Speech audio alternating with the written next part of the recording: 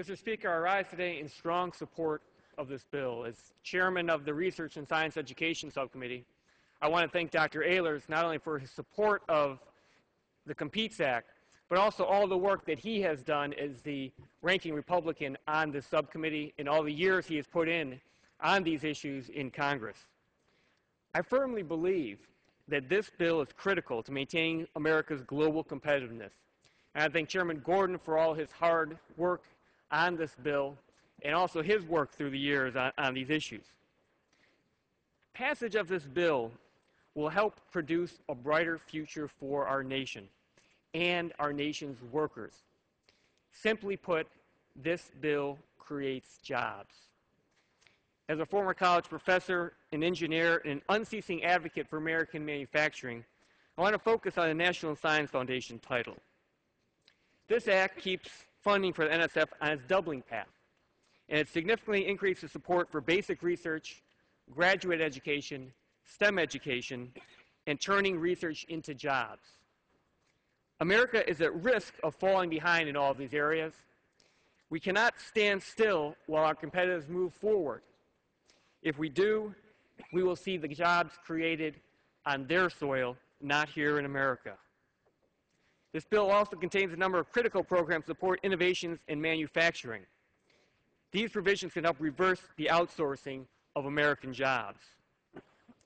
In addition, the Competes Act also includes provisions to address the serious deterioration in the state of our research infrastructure, which threatens America's competitiveness.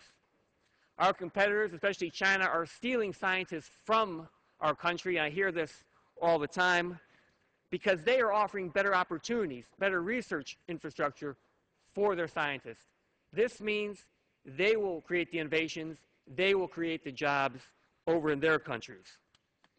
The Competes Reauthorization Act takes a proactive bipartisan approach to securing America's position in 21st century global economy and putting Americans to work. Gentleman is recognized for an additional 30 seconds. With no investment, we have no gains. It's as simple as that. We cannot lose the to other nations. America's future depends on that. We must have the jobs. People are asking every day, where are the jobs going to come from? They are going to come from the innovations that come from Americans, and this bill will help create the environment that will allow that to be done and provide a better future for our nation. I yield back. Gentleman reserves balance his time. Gentleman from Texas, Mr. Hall. Speaker, at this time I yield 2 minutes to Dr. Ehlers. Gentleman from Michigan is recognized for 2 minutes. I thank the gentleman from Texas, the ranking member of the committee, for being generous with his time again. I wanted to point out 2 additional things in the bill that are going to be of very great importance to our country. I've already mentioned that we must become more competitive and that we have to develop a better approach in this nation to competing with other countries if we are going to regain or retain the leadership that we've had for several centuries. But there's something else as well that's very important, and that is innovation.